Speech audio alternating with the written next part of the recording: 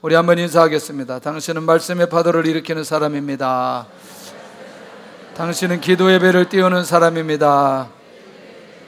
당신은 재정의 노를 저어가는 사람입니다. 당신은 세계로 나아가는 사람입니다. 할렐루야. 인사 안 하고 그냥 쳐다만 보는 분이 있어요? 인사하시기를 바랍니다.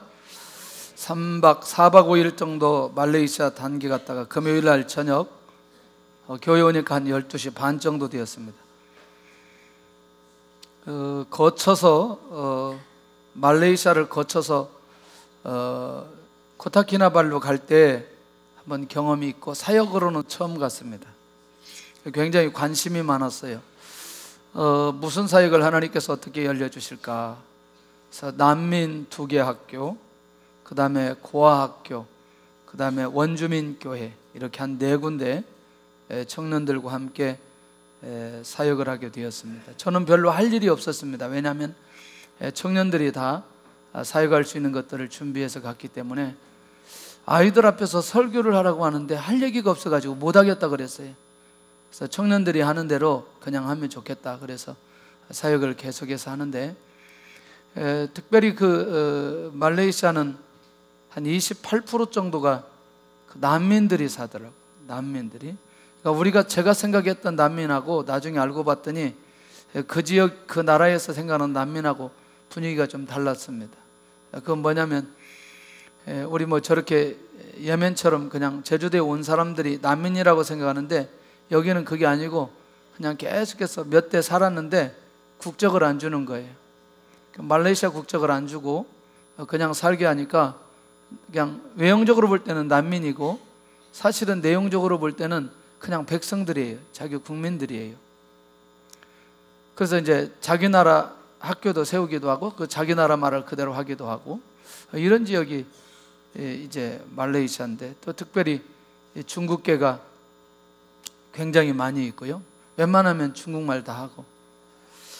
참 사역을 하면서 이런저런 생각들이 많이 드는데, 우리가 이제 청년들이 직접 그 아이들과 소통하고, 또 이제 여기는 영어권이기 때문에 영어만 하면 다 소통이 되는 거예요. 아이들도 그냥 단어 몇 마디 하면 이렇게 다 되는데, 또 우리 청년들이 영어를 좀 하더라고요.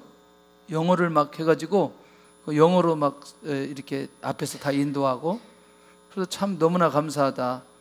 이렇게 우리 청년들이 영어를 잘할 줄 몰랐는데, 또 이게 중국어가 되니까 우리 조 전사님이 중국에서 유학했잖아요.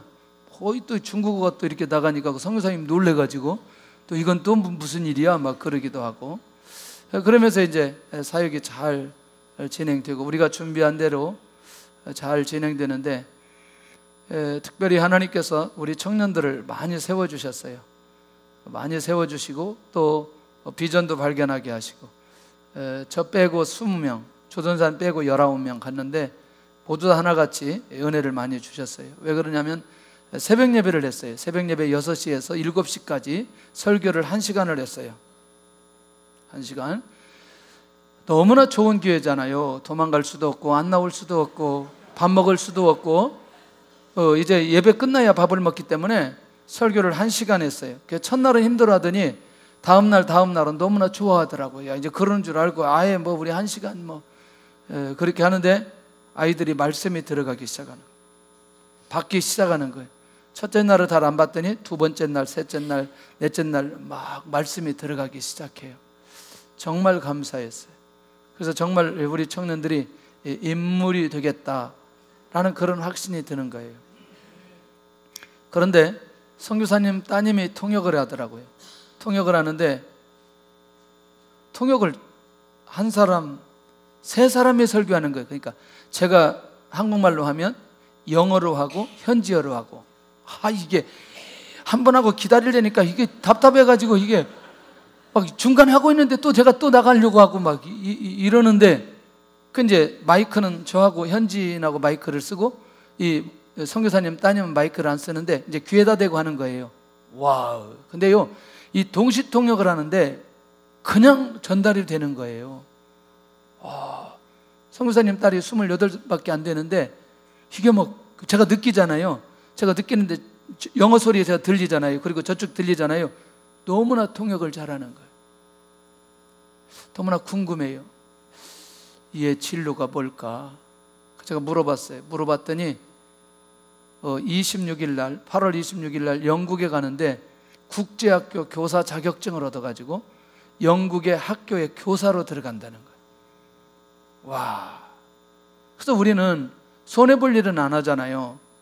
그래서 28이면 결혼을 해야 되는데 지금 이대로 지나가면 안 된다. 이렇게 해서 3, 4년 가면 자기 일에 이제 집중하다 보면 결혼 못하니 결혼을 위임을 해라. 그랬더니 제가 이제 그렇게 하고 끝났는데 우리 청년들이 얼마나 구워 삶았는지, 우리 목사님께 위임하면 당신은 시집갈 수 있다 뭐 이렇게 해가지고 굉장히 마음의 문을 많이 열렸어요. 또 아들이 있는데요, 이 아들이 얘기할 만해요.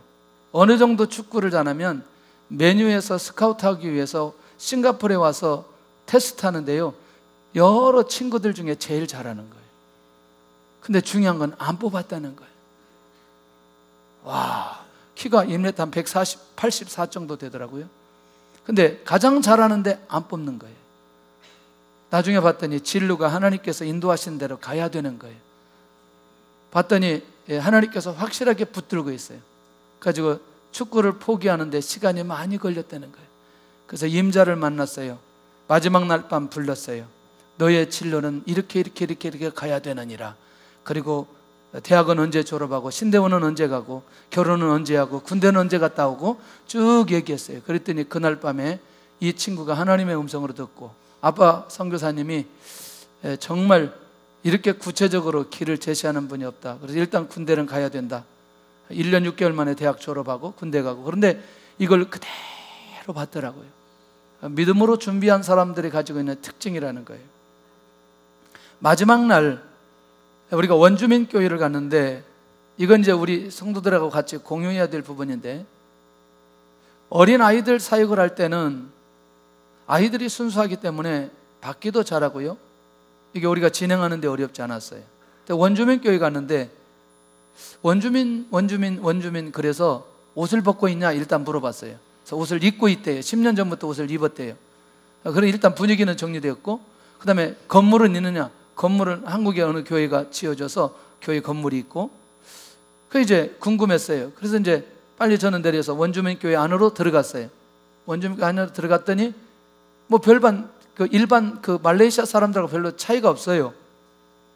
그런데 여러분들, 이 무속신앙이 굉장히 강했던 그런 가운데 신앙생활을 했다가 돌아온 사람들이기 때문에 지역적으로 그런 문화가 있는 걸 잘 몰랐어요.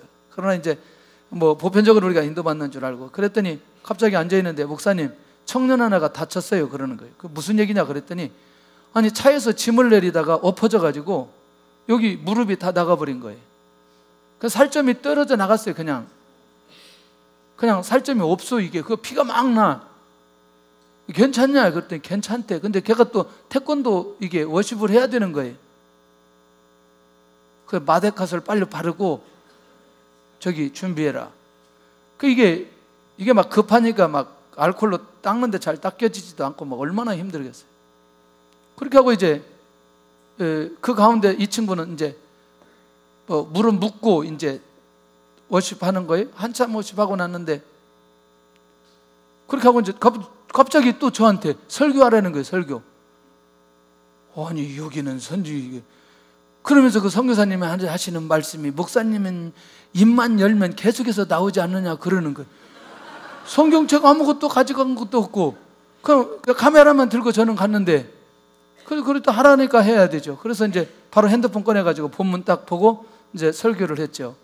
그래서 이 교회가 어떻게 가야 될 것인지 설교를 딱 하고 딱 끝나고 났는데 사모님이 얼굴이 긴장이 돼가지고 저한테 온 거예요. 목사님 큰일 났어요. 왜 그러냐 그랬더니 우리 청년이 팔 부러졌다는 거예요. 무슨 얘기냐 그랬더니 아까 마지막 그 태권도 워십할 때 일이 뛰어가지고 우리 친구 발 받고 반대편에 가서 풍선 터뜨리고 이제 하는 게 마지막이에요. 근데 이 친구가 이렇게 와가지고 여기 딱 딛고 여기를 차고 여기까지 좋았어요. 근데 떨어질 때 손을 짚었는데 이게 어그러진 거예요. 방으로 들어가 봤더니 이렇게 하고 있어요. 이게 누구냐면 신종민이라는 청년이에요. 일단 내가 안심이 됐어요. 왜냐하면 다른 놈이 안 다치고 얘가 다쳤다는 게 안심이 돼요. 왜냐하면 이걸 견딜 만한 믿음이 얘 안에 있기 때문에 하나님께서 얘를 다치게 했구나. 너무나 감사했어요. 일단은 그랬더니 야, 제가 탁 나오는 말이 너 아무래도 말레이시아 와야 될 것 같은데, 그랬더니 그렇지 않아도 말레이시아 와야 될 것 같아. 또 자기도 그러는 거예요. 참, 영안이 열려지면 또 이렇게. 그러면서 이제 병원에 가서 바로 그날 밤에 했더니 이제 금을 가고, 어제 이제 마취하고 이 금이 가고 뼈가 부스러져 가지고 어제 마쳤어요. 가지고 한 달 반 정도 이제 이렇게 기부하면 된다는 거. 그러면서 이제 우리가 이런 가운데 사역의 방향이나 이런 것들을 자꾸 흩으려고 하는 것들을 계속해서 우리가 모아가면서 그 여력을 빼앗기지 않고 마지막까지 우리가 사역을 잘 마무리했어요. 마지막 날 이제 조 전사님하고 둘이 병원에 가가지고 이거 찍고 정리하고, 이제 거기서 기부사 할 거냐, 그래서 한국에서 하면 좋겠다. 그래서 한국 나와가지고 어제 했는데, 이런 일련의 과정들을 통해서 우리 청년들이 조금도 흔들림 없이 긴장하지 않고 사역 속에 쭉 들어가면서 이런 현지 사역 갈 때는 우리가 조금 더 열심히 기도하고 영적 전쟁을 하고 그 다음에 가면 좋겠다, 이런 이제 지혜도 주시고, 그러면서 이제 우리의 마음들을 계속 모아주는 거예요. 그런데 이제 나는 우리 청년들이 정말 겁이 없다, 이렇게 겁이 없는 청년들. 우리가 이제 네 번째 날 수구를 하는데요, 우리가 또 수구하면 목숨 걸잖아요. 왜냐하면 다음 수구 때까지 승부에 대한 얘기를 끊임없이 하기 때문에. 그렇게 하거나 수구를 하고 나서 밖에 나왔더니 내 몸이 완전히 막 손톱으로 얼마나 긁어놨는지, 앞에 긁었고 뒤에 긁었고. 왜 그런데 우리 팀만 옷 벗고 하라는 거예요. 왜냐하면 서로 옷을 입고 하면은 선수를 못 알아보니까 우리 팀은 다 우퉁을 벗으래요. 그래 다 벗었어. 우리 또 아주 벗었더니 세상에 손톱으로 얼마나 긁어놨는지 막. 내가 누가 긁었는지 알잖아요. 왜냐하면 수고하기 전에 손톱 소지를 하는 애가 있어요. 걔가 손톱이 왜 이렇게 기냐, 내가 다 잘라버린다 그랬더니 기타를 쳐야 되기 때문에 안 된다는 거예요. 걔가 바로 또 신종민이었어요. 손톱이 이만큼 길어. 근데 누가 마크했냐, 얘하고 경훈이하고 둘이 나를 마크했기 때문에 범인은 둘 중에 하나인데 손톱이 긴 놈이 그 놈이니까 나온 거예요. 근데 그 다음에 나눔을 하면서 우리 청년들이 고백하는 내용 중에 한 가지가, 수고하는데 그게 목숨 걸 일이 있다고. 우리 팀 모두가 그렇게 열심히 한다고. 목사님이 또 특별히 이 수고에 목숨 걸고, 걸리면 팔로 차고 막 물속에 집어넣고 막 많이 물 먹었어요. 경훈이 엄청나게 물 먹었어요. 나한테 온 사람 다 물 먹었어요. 그런데 그 과정을 통해서 우리 청년들이 하나 되고 교제하고 좋은 인도받는 그런 시간들이 되었습니다. 여러분들, 교회에서 단기를 간다면 자기는 물론이거니와 자녀들을 끊임없이 보내야 그 현장에서 하나님을 경험할 수 있다는 것이죠. 할렐루야. 마지막 첫날 고아사 학교를 끝나고 사역을 끝나고 났는데 선교사님이 교회로 가야 됩니다. 그래서 교회는 원주민 교회는 그 다음인데 왜 그러냐 그랬더니 기도를 좀 해달라는 거죠. 무엇 때문이냐 그랬더니 이 교회가 3층인데 1층에 리모델링을 해야 되는데 이 장애우들도 많고 어려운 사람들을 사역하는 목사님인데 기도의 제목이 있다는 거죠. 가자니까 가야 되죠. 근데 리모델링 비용이 들어간다는 거예요. 근데 리모델링 비용이 들어간다는 말을 안 해야 마음이 계속 기쁜데 리모델링 비용이 들어간다고 하니까 마음이 갑자기 어려워졌어요. 그렇지만 가서 기도했어요. 기도 열심히 기도하고 그날 밤에는 아무런 일이 없었어요. 그 다음날 아침에 마음의 감동을 주시는 거죠. 이 현재 이 목회자가 얼마나 힘들고 어려우냐. 얼마냐 그랬더니 400만 원 든대요. 그래서 저는 기도했어요. 우리가 가지고 간 돈이 한 200만 원 정도는 할 수 있겠더라고요. 우리가 헌금할 수 있겠더라고요. 정리를 해보니까 한 200만 원 정도만 있으면 좋은데, 근데 어떻게 해가지고 한국에 연락이 돼가지고 400만 원, 200만 원, 200만 원씩을 송금해왔어요. 바로 그날. 그래서 400만 원 드리고 또 우리가 가지고 있는 그거에서 한 300만 원 정도를 드리고 그렇게 하면서 이제 그 교회가 잘 세워지도록 하고 돌아오게 되어졌어요. 일련의 과정을 통해서 하나님께서 선교지에 필요한 것들을 함께 공유할 수 있도록 하게 하시는 것과 비전의 성취가 이렇게 성취된다는 사실을 그 현장에서 느껴보니까 감동인 거죠. 감사한 거죠. 근데 더 중요한 건 이 마음을 가지고 인도받는 우리 청년들이 새로운 마음을 가지게 되는 거죠. 새로운 마음을. 마지막 날 돌아오는 차 안에서 서로 칭찬하는 얘기를 하기 시작했어요. 그래서 제가 이제 한 사람 한 사람 자기들도 이제 저를 칭찬하고 제가 청년들 하나 칭찬하는데 그냥 이게 말로 듣다가 나중에 핸드폰을 갖다 들이대고 이제 녹음하기 시작하는 거예요. 한 사람 한 사람. 우와. 그러더니 또 그 안에서 또 회복과 치유가 일어나기 시작하는 거죠. 어려운 마음을 가진 우리 청년들이 또 회복되기 시작하고, 특별히 조전사가 그냥 엄청나게 회복이 돼가지고 자존감이 살아가지고 왔어요. 왜냐하면 계속 칭찬만 했기 때문에. 왜냐하면 시간이 칭찬하는 시간이에요. 그 시간이. 아주 이런 좋은 시간들을 가지고 우리가 돌아왔습니다. 기도해 주셔서 너무나 감사하고, 앞으로도 계속해서 내년에는 새 팀으로 가야 되겠다, 새 나라로 가야 되겠다. 그러니 청년들이 좀 일어나서 청년들이 한 400명 정도는 부흥이 되어야 이 일을 감당할 수 있다, 그런 생각이 들어요. 함께 하시기를 바랍니다. 기도해 주시기를 바랍니다. 여러분들 이렇게 현지에서는 생명을 걸고 목숨 걸고 사역하는 사람들이 있다는 사실을 기억해야 된다는 것이죠. 첫 서론을 우리가 잔들어야 나머지 것들이 열려집니다. 뭐냐면 신앙생활의 단계를 보면은 첫째는 구원의 역사가 일어나게 됩니다. 할렐루야. 오늘 홍 목사님인데 제가 봐가지고 당황하셨죠? 예. 오늘 여기 오셔야 되는데 일산에 가셨어요. 그 서울에 제가 가야 되는데 사역자가 하고, 다음 주도 제가 또 서요. 왜냐하면 오늘 밤에 케냐에 가시거든요. 한 30명이. 다음 주도 제가 옵니다. 너무나 실망하지 않기를 바랍니다. 저는요, 제가 이제 4단계를 얘기할 텐데요, 예수님 믿고 구원받고 25%가 구원의 역사만 일어나는 거 아세요? 구원의 역사 일어나는 거 외에 그냥 구원받은 것이 가장 최고의 축복으로 끝나버리는 사람들. 두 번째는 한 25% 정도는 신앙의 삶에서 하나님을 경험하는 거예요. 끊임없이 하나님을 경험하는 거예요. 기도하면서 경험하고, 믿음의 생활 가운데 경험하고, 예배드리면서 경험하고, 사업이나 직장을 통해서, 사역을 통해서 하나님을 경험하는 거죠. 굉장히 놀라운 단계죠. 이런 단계에 있는 사람들이 한 25% 정도 돼요. 세 번째는 놀라우게도 하나님을 경험하면 여기서 끝나는 게 아니라 내면적인 변화와 성숙이 일어나서 영적인 삶이 이루어지는 거죠. 그러니까 하나님을 똑같이 하나님을 경험했어요. 여러분들 1세대가 하나님 경험했어요? 안 했어요? 경험했어요. 1세대 전체 하나님을 경험을 했어요. 그런데 거기 변화된 사람은 몇 명이에요? 누구? 여호수아, 갈렙. 맞아요. 그러니까 육적인 하나님을 경험했지만 육적인 사람에서 영적인 사람으로 넘어간 사람은 2명이에요. 이 말이 저는 굉장히 중요하다고 생각해요. 이 시대에 신앙생활을 하면서 하나님을 경험하지만 내면적인 변화와 성숙이 일어나지 않고 육적인 삶으로 머물러서 그냥 그대로 또 끝나버린 사람도 있는데, 영적인 삶으로 변화되어 가는 사람들이 또 한 25% 정도 되어져요. 우리 자신을 진단해 볼 필요가 있어요. 그런데 이것은 무엇으로 알 수 있느냐? 우리 자신의 행동과 마음과 말로 알 수 있어요.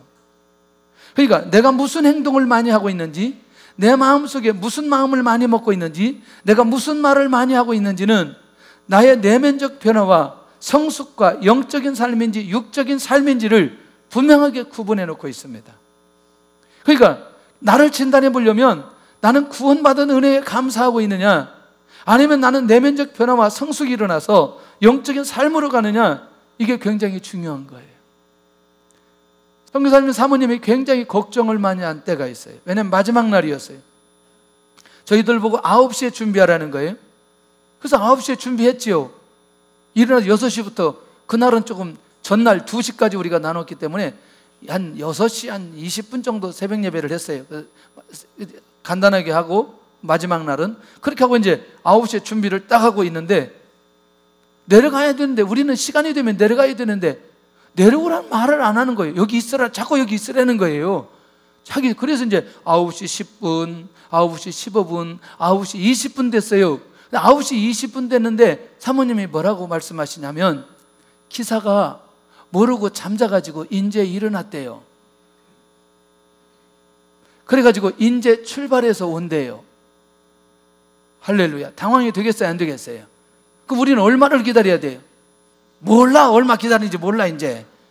오늘 안으로는 공항 가기는 하지만 사모님은 이제 9시에 오려고 했는데 9시 20분에도 이제 그때 이제 온다고 하니까 당황이 되는 거죠. 우리는 어때요? 저는 그냥 그대로 가만히 있는 거죠. 아무런 표정이 없는 거죠. 그러니까 너무나 당황한 거죠. 그래서 이제 당황하지 않은 것에 대해서 공항에 밥 먹으면서 설명을 했어요.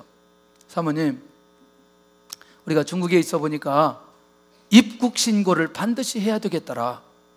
그게 뭐냐면, 차를 한 대 보냈는데 분명히 우리는 차를 공항에 보냈는데 공항에서는 차가 안 와가지고 1시간 반을 주저앉고 기다리고 있댄다. 어떻게 된 거냐?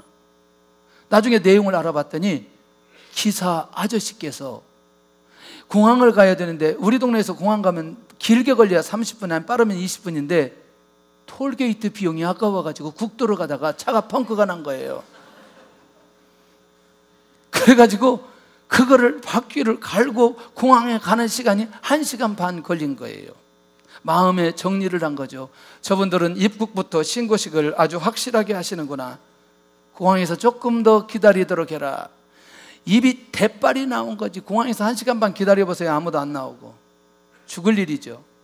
그 얘기를 했어요. 이런 일이 한두 번 경험한 게 아니고, 우리가 입국 절차에 수속에 관계없이 꼭 신고를 해야 될 때가 있더라. 그러니 오늘 우리가 이번에 올 때 입국 신고를 안 했기 때문에 퇴거 신고를 하는 날이다 오늘. 그렇게 우리는 정리했다. 그러면서 이제 그 마음들을 편하게 하게 했어요. 여러분들이요, 단순한 얘기 같지만 선교지에서 이 사역을 하면서 사람의 관계 속에서 수많은 일들이 일어날 때 내면적 변화와 성숙과 영적인 삶으로 가게 될 때는 여기에 하나님의 뜻이 어디에 있는지를 볼 수 있는 눈이 열려지기 시작하고, 그리고 그 하나님의 뜻과 계획이 어디에 있는지를 보기 시작하면서 그걸 풀어내는 것을 보게 된다는 거예요. 이게 우리가 살아가는데 한 25% 정도가 이렇게 변화와 성숙과 영적인 삶으로 가는 부류가 있다는 겁니다. 마지막 네 번째는, 이 단계를 넘어가면 하나님의 비전이 보여지고 그 하나님의 비전을 붙들고 순종하는 삶으로 가게 된다. 이게 한 25% 정도 되어져.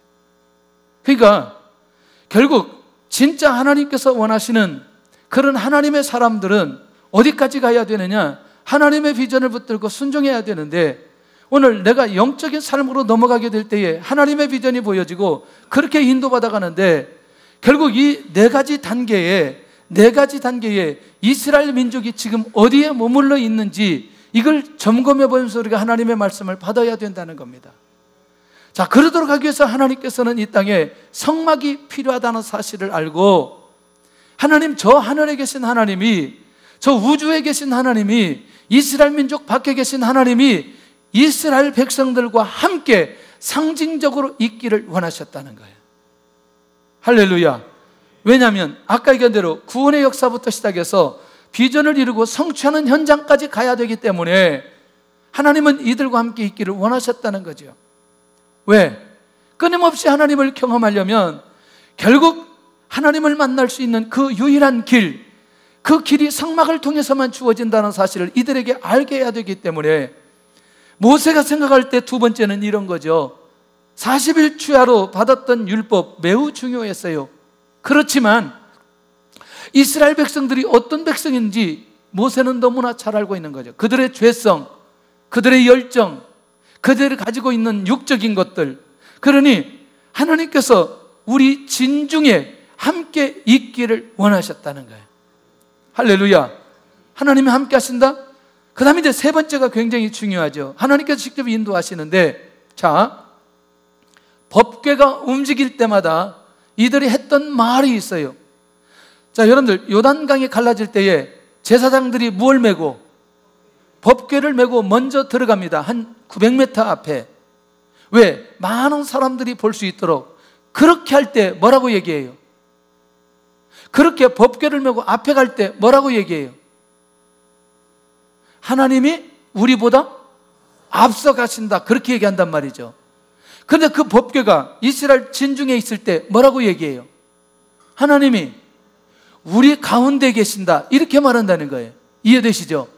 그 법궤가 뒤에 있어요. 그럼 뭐라고 말해요? 하나님이 우리 뒤에 계신다. 그러니까 결국 뭐냐면 이 땅의 이 성막을 통해서 하나님이 직접 임재하셔서 이 이스라엘 백성들을 인도하셔야만이 그들의 죄성이 살아나지 않고 하나님의 비전이 성취될 수 있다는 사실을 이 백성들로 하여금 알게 하기 위해서 하나님이 이 땅에 오시기로 작정하시는 거예요. 할렐루야. 그런데 이제 이 성막을 지키기 위해서 이스라엘 민족이 가져야 될 마음이 필요했어요. 이걸 이제 빨리 해야 그 다음에 재료에 가서 정리가 되는데, 이스라엘 백성 중에 기쁜 마음을 가지고 있는 자, 다시 말하면 이런 거죠. 하나님의 임재, 하나님의 구원, 하나님의 역사, 또 하나님의 인도하심, 하나님의 비전을 주시고 진행하는 모든 일에, 하나님 존재에 대해서, 성막을 만드는 그 일에 대해서, 앞으로 일어날 모든 것에 대해서 기쁜 마음을 가지고 있는 자들이 성막을 지을 수 있다는 것이에요. 할렐루야. 이해되시나요? 예, 이 말이 이해되셔야 된다는 거예요. 왜? 그 사람은 나중에 하나님 앞에 예물을 드릴 때 어떤 마음으로? 기쁜 마음으로 예물을 드릴 수 있다는 거예요. 할렐루야. 이런 거 해야 돼요. 우리 안에서 다른 어떤 것도 우리 안에 기쁨이 완벽하게 채워질 수 있는 것은 없다는 거죠. 하나님 우리 주님만이, 성령님만이 우리 마음 안에 기쁨을 유지할 수 있는 힘을 주신다는 사실이라는 거죠. 두 번째는 항상 하나님 앞에 감사한 마음을 가지고 있는 자, 이런 거죠. 여러분, 구원의 역사 누가 일으켰느냐? 하나님이 일으켰어요. 비전 누가 주셨어요? 하나님이 주셨어요. 성취 누가 하게 하세요? 하나님이 하게 하세요. 민족 누가 일으켰어요? 하나님이 일으켰어요. 그런데 그 하나님께 대한 감사한 마음이 끊임없이 그 안에 있는 거죠. 어떤 마음? 감사한 마음. 이런 마음을 가진 자를 통해서 성막을 지키기를 원하신다는 거죠. 자, 결국 이스라엘 백성들 전체 모든 과정은 사실은 누구에 의해서? 하나님의 주권에 의해서 이루어졌다는 그 생각이 그들을 지배할 때 감사한 마음이 유지된다는 거죠. 자, 그렇다면 마지막은 뭐냐면, 예물을 드리기 전까지 마지막의 마음은 뭐냐? 하나님의 은혜를 잊지 않고 기억하는 자라는 거. 할렐루야. 자, 감사하는 마음이 그 안에 있을 때는 기억하는 자가 기억하는 마음까지 유지될 수 있다. 그러니까 감사하는 마음과 기억하는 마음이 떨어진다, 같이 간다? 같이 간다는 거죠.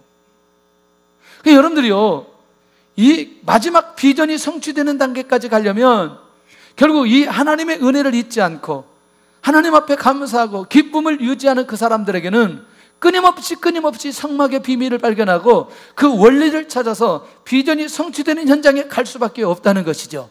누가 민족 이루셨어요? 누가 아브람 불렀어요? 누가 이삭 불렀어요? 누가 야곱 불렀어요? 누가 이스라엘 백성들을 애굽 땅으로 인도했어요?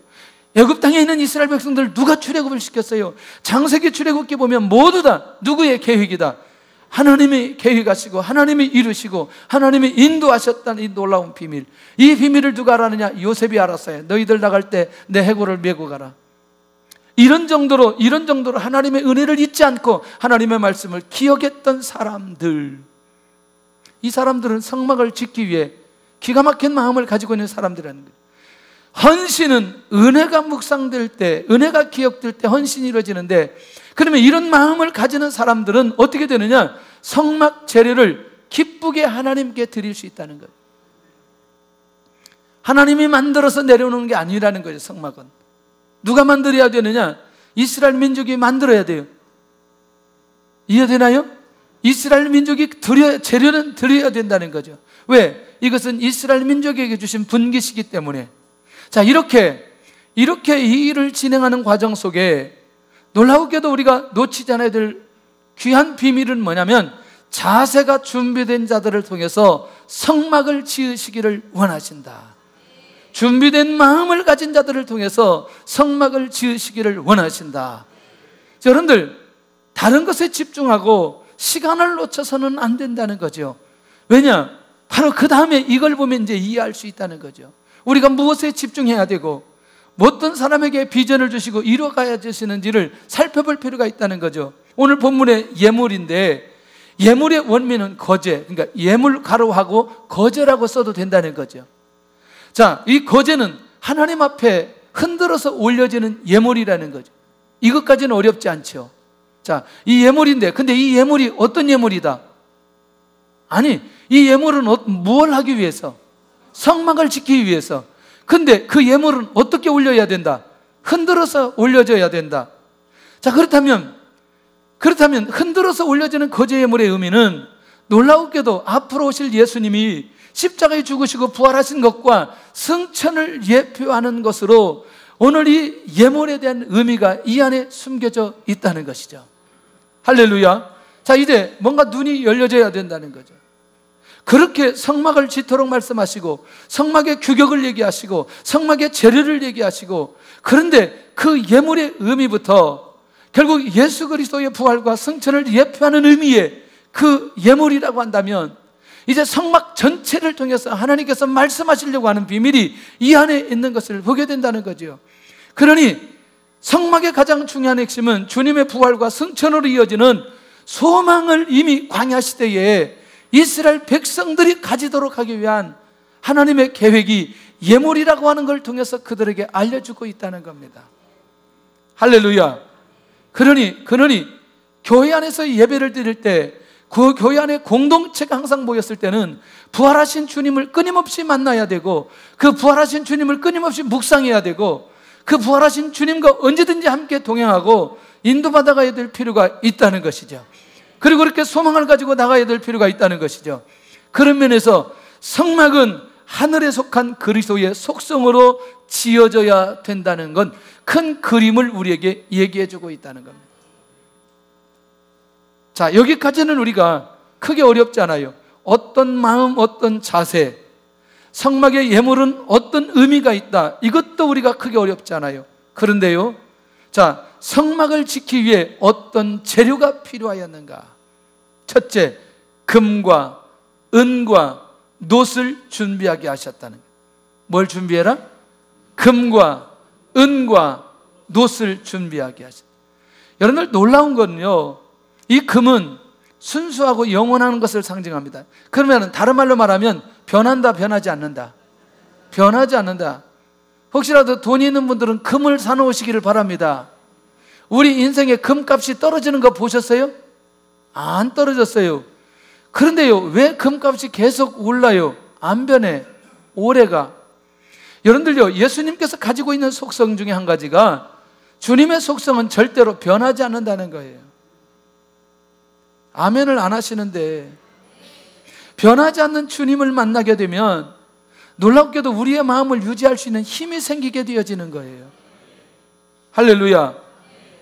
여러분들이요, 이스라엘 민족이 광야에서 성막을 만들고 오늘 금으로 이제 어떤 것들을 구체적으로 이제 만들고 금으로 싸는 일들이 이제 계속해서 일어날 텐데, 영원토록 하나님의 약속은 변하지 않고 주님의 성품과 주님의 계획도 변하지 않는다면, 하나님의 계획도 변하지 않는다는 사실을 이 이스라엘 백성들에게 알려주시고, 변하지 않는 그 주님을 그들이 끊임없이 바라보도록 하기 위한 하나님의 계획이 이 안에 있는 거 아니냐는 거예요.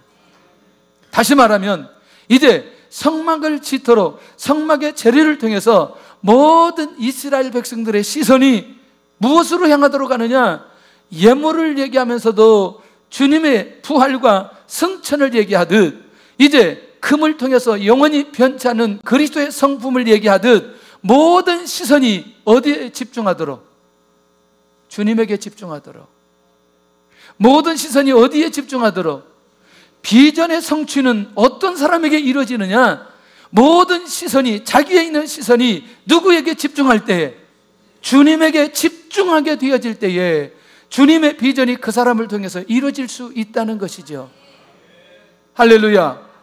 자, 제가 이 얘기를 간단하게 정리하겠습니다. 예수님께서 이 땅에 오신 말씀 중에 절대로 놓치지 않아야 될 말씀이 있어요. 무슨 말씀이에요? 아니, 여러 번 얘기했잖아요. 마태복음 5장, 6장, 7장은 산상수훈인데 예수님의 제자들 부르시고 양육했던 내용인데 이 말씀을 놓치면 된다, 안 된다? 안 된다. 왜? 가치관의 변화가 일어나는 말씀이고 주님이 누구인지를 보여주는 말씀이기 때문에 이걸 놓치면 안 된다는 거죠. 그 다음에 또 여러분들 중요한 말씀이 있는데 어떤 말씀이에요?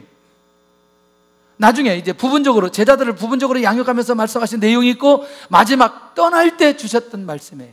사역을 시작할 때 주셨던 말씀과 사역이 끝날 때 승천하시기 직전에 주셨던 말씀은 증인이고 제자 삼고 만민에게 전파하라. 이 내용이 마지막 주셨던 말씀이라는 거죠. 그렇다면 주님에게 집중하고 주님을 바라보고 영원히 변치 않는 주님에게 집중하는 사람은 일단 이 산상수훈에서 주셨던 말씀과 주님이 떠날 때 주셨던 말씀이 들려지기 시작한다는 거예요.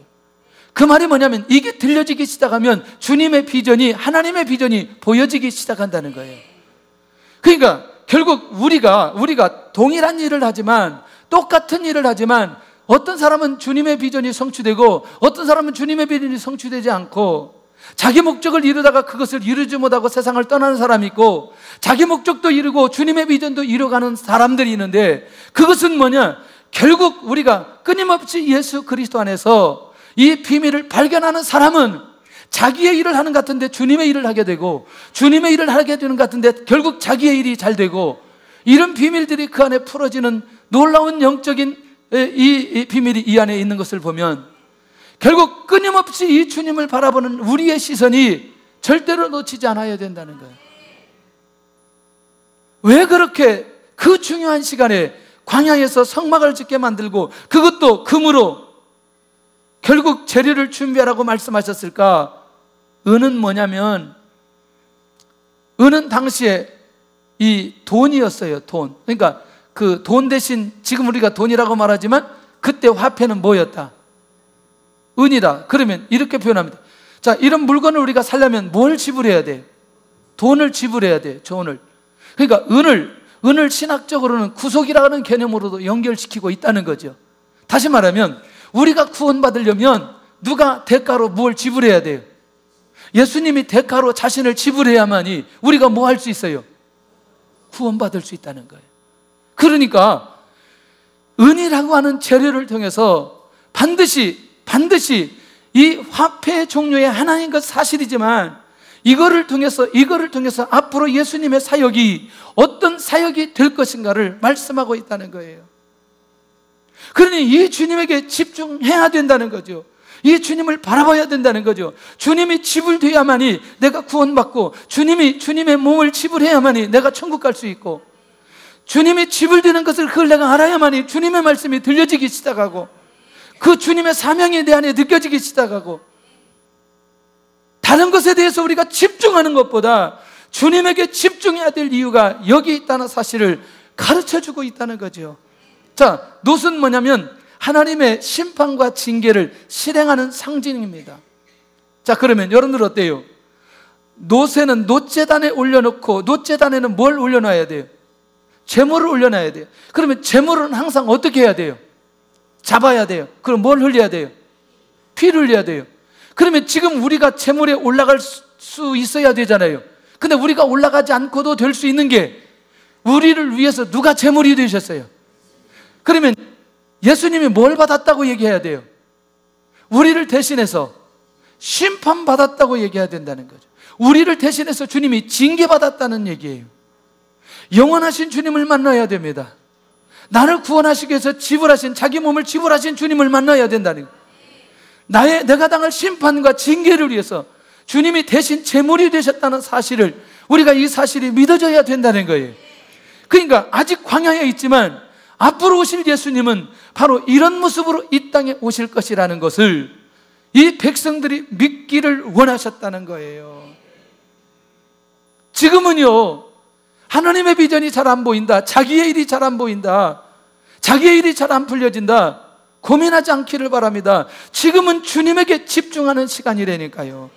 그러기 위해서 성막을 짓도록 말씀하시고 성막이라고 하는 외형적인 것보다는 성막 안에 들어가 있는 이 놀라운 비밀들이 백성들을 통해서 그 사실을 알고 믿고 체질화되고 그 주님을 바라봐야만이 가나안 땅 정복하는 비결이 그 안에 있다는 겁니다.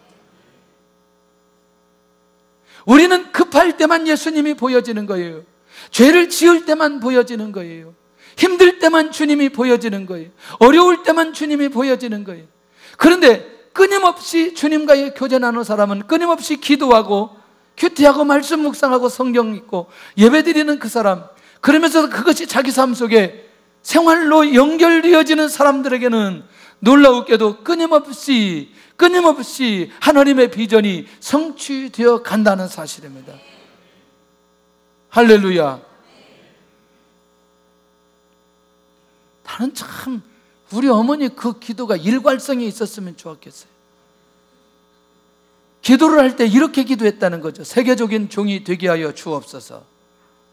그렇게 했으면 끝까지 가야 되잖아요. 그렇게 기도했더니 제가 중국으로 가버렸대요. 이런 거죠.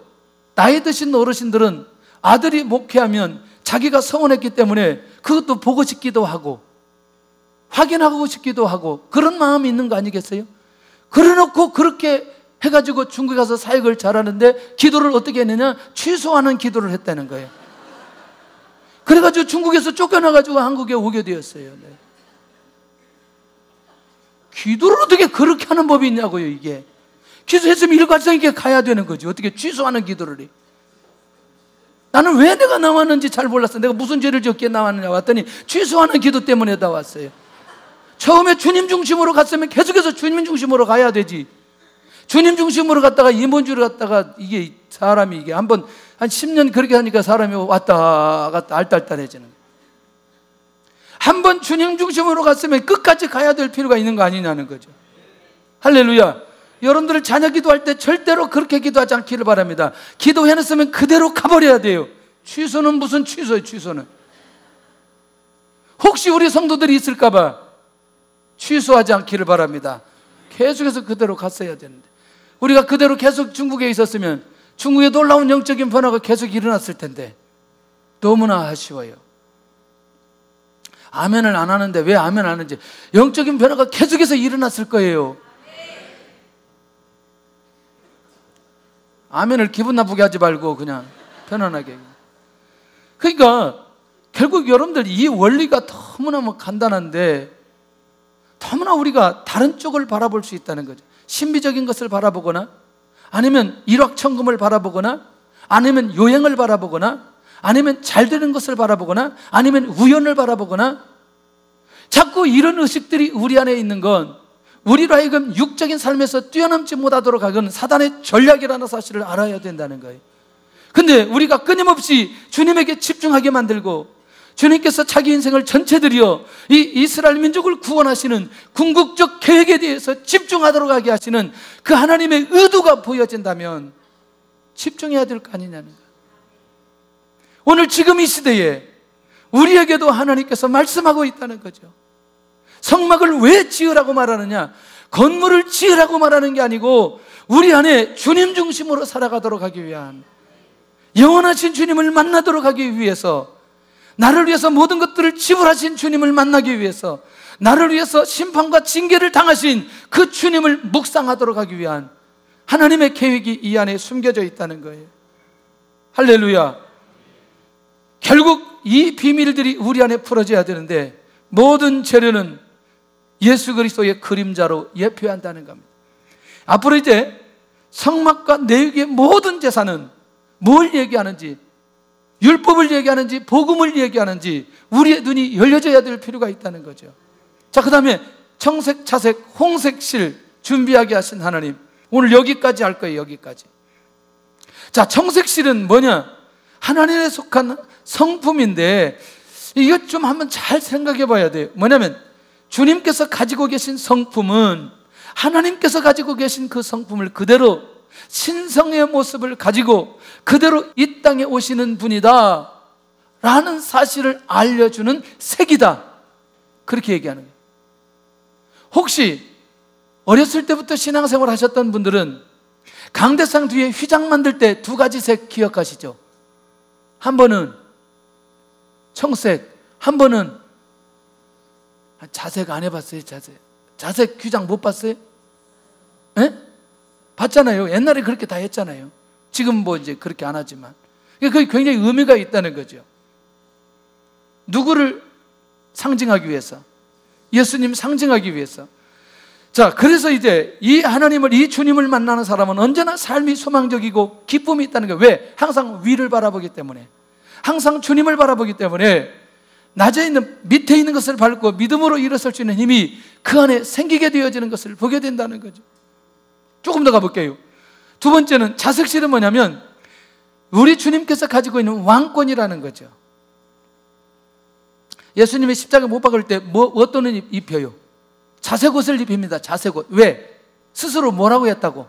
왕이라고 했다고. 그런데 실제로 예수님이 누구예요? 왕 아니에요. 그러니까 결국 뭐냐면 우리 주님은 죽음과 삶의 모든 권세를 누가 가지고 계신다? 주님께서 가지고 계신다. 근데 그 주님이 내 안에 계신다. 나를 인도하신다. 나를 지키신다. 할렐루야. 우리 인생에 한 번만이라도, 오늘 하루만이라도 왕이신 주님이 내 안에 계시고 내 삶의 모든 것들을 주님이 인도해 가신다. 이 확신이 이번 한 주만 우리 안에 있어도요, 우리는 하나님의 비전이 우리의 삶 속에 어떻게 성취되든지 확실하게 경험될 줄로 믿습니다. 할렐루야. 할렐루야. 어떤 분이 그걸 했는데 우리나라 여권이 세계에서 두 번째로 많은 나라를 갈 수 있대요. 무비자로. 와, 야, 이건 나는 놀라운 일이에요. 혹시 옛날에 여권 받으려고 애쓴 분 있나요? 50 시절에? 와, 여권 받기가 하늘에서 별 따기였어요. 그런데 우리나라 여권 가지면 웬만한 나라 다 가는 거예요. 180 몇 개국 간다고 그랬는데, 와, 놀랍지 않아요? 무엇 때문이에요? 무엇 때문이에요? 저는 복음 때문이라고 그래요. 우리 민족으로 하여금 뭐 하도록 하기 위해서? 선교하도록 하기 위해서. 여러분들, 주님에게 집중하는 사람들은요, 만왕의 왕이신 주님이 내 안에 계신다는 확신을 가지고 사는 사람들은 자기 상황 속에 있는 수많은 것들을 한 번에 정리하고 갈 수 있는 힘이 있어요. 그 안에 길이 있다는 사실을 놓치지 않아야 된다는 거예요. 할렐루야. 그러니까 이스라엘 백성들이 가는 그 길에 반드시 누가 인도하시냐? 하나님이 인도하시는데, 그 하나님이 인도하시는 그 길에 반드시 주님께서 다시 오실 그 비전을 이스라엘 민족이 끊임없이 갖도록 하나님께서 말씀하고 있는 것 아니냐는 거예요. 그리고 그 사실을 믿도록 하기 위해서 끊임없이 그들을 훈련하고 있는 거 아니냐는 거죠. 홍색실은 뭐냐? 예수님께서 십자가에 흘리신 보혈, 다시 말하면 예수 그리스도의 피를 얘기하고 있는 것을 보게 된다는 거죠. 왜냐하면 이 피를 흘려야만이 죄인이 하나님을 만날 수 있는 유일한 길이 열려지기 때문에. 그러니까 그 문 놋도 역시 마찬가지고, 청색, 차색, 홍색 실도 역시 누구를 얘기하고 있어요? 예수님. 아니, 이 정도 얘기하면, 이스라엘 민족은 이 정도 자료를 얘기하면 완전히 예수 그리스도에게 푹 빠져야 된다는 거예요. 놀라우게도 다른 얘기는 다 들리는데 복음 얘기만 우리에게 안 들렸을 때에 우리의 자신들을 영적으로 점검해 볼 필요가 있다는 거예요. 내가 언제나 죄를 지을 때마다 내가 주님 앞에 고백하고 내가 용서함을 받고 언제나 자유함을 얻는 이 감격이 있는 사람들은 주님을 절대로 놓칠 수가 없다니까요. 자기 삶 속에 두려움 속에 있는 사람들, 견딜 수 없어서 이 문제를 해결하지 못하고 끊임없이 주님을 찾아야 되는 사람들에게 있어서 주님의 왕권이 나타날 때 거기서 오는 이 결과를 확인하는 사람들은 절대로 주님을 놓칠 수가 없다는 거예요. 할렐루야. 언제든지 주님을 통해서 주신 기쁨, 주 안에서 기뻐라. 내가 다시 말하노니 기뻐라. 빌립보서 4장 4절에 사도 바울이 빌립보 교회 성도들에게 말했던 이 놀라운 비밀들이 우리 안에 풀어지는 순간부터 이 기쁨이 우리를 지배하는 순간마다 그가 처한 모든 것이 하나님의 말씀이 성취되는 현장이고 하나님의 비전이 이루는 현장으로 인도받아 갈 수 있다는 것이죠. 저는 수없이 검증합니다. 아침마다 내 기도가 목마르면, 내 기도가 눈물이었고 내 가슴이 주님 앞에 열리지 않으면 그것처럼 힘든 게 없어요. 그것처럼 힘든 게 없어요. 우리 광고할 때 나오는 배경음악의 선한 능력으로 우리 지휘자 집사님한테 독창 한번 독일어로 하라 그랬는데, 본회퍼가 죽기 직전에 그거 써놓고 한 달 만에 죽거든요. 그리고 그 다음에 독일이 이제 무너지게 되는데, 그거를 대만에 가가지고 40번, 한 50번 들었나 봐요. 다른 사람들 여행하는데 저는 막 크게, 얼마나 와단, 다른 게 관심이 없어요. 이번에는 우리 청년들이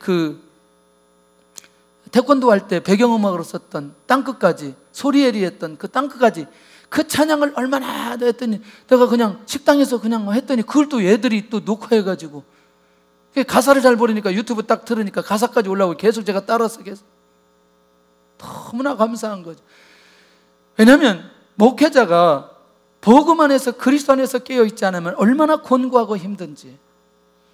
그러나 내가 예수 그리스도 안에 있을 때에 놀라우게도 그 모든 것들이 그 안에서 풀어지는 것들을 수없이 경험하게 되어지고, 그런 수많은 장애물들이 있지만 하나님의 나라는 이루어져가는 이 놀라운 비밀들. 그래서 우리는 우리 자신들을 검증해 볼 필요가 있어요. 뭐냐면, 내가 주님 안에 있느냐, 주님이 내 안에 있느냐, 내가 지금 깨어있느냐, 그렇지 않느냐, 말씀 가운데, 기도 가운데, 예배 가운데, 찬양 가운데, 삶 가운데 끊임없이 자신을 점검해 봐야 될 필요가 있다는 겁니다. 할렐루야. 그런 면에서 나는 예수 그리스도 중심적 신앙인인가, 그렇지 않은가? 결국 나는 구원의 하나님을 만났는가? 할렐루야. 그러면 나는 삶의 현장에서 하나님을 경험하고 있는가? 바로 세 번째, 나의 모든 삶은 예수 그리스도 중심인가? 여기로 돌아가야 주님의 말씀이 들려진다는 거죠. 여기로 돌아가야 주님의 비전이 들려진다는 거예요. 여기로 돌아가야 주님의 사명이 느껴진다는 거예요. 할렐루야. 아무리 말해도 내가 주님에게 집중하지 않으면 안 들려집니다. 안 보여집니다. 순종이 안 됩니다. 그리고 육적인 삶으로 끊임없이 흘러가 버립니다. 할렐루야. 저는 새벽 기도가 제 개인적으로 너무나 중요해요. 육적으로 간 나를 다시 영적으로 오게 하는 게 새벽 기도예요. 그리고 육적으로 간 나의 습관을 영적으로 다시 돌아오는 게 매일 저녁 나와서 예배드리게 만드는 거예요. 끊임없이 갔다가 되돌아오게 하고, 갔다가 되돌아오게 하고, 그걸 유지하게 할 수 있는 그 힘이 저는 그 안에 있다고 보는 거죠. 할렐루야. 예배 때 다시 또 돌아옵니다. 그리고 반복적으로 그렇게 하니까 이제 조금씩 살아갈 수 있는 힘이 생기게 되어져요. 놓치지 않았으면 좋겠어요. 나는 주님의 비전을 붙들고 순종하는가? 그리스도의 중심적 삶을 살아갈 때 주님의 비전이 보여진다는 사실을 놓치지 않기를 바랍니다.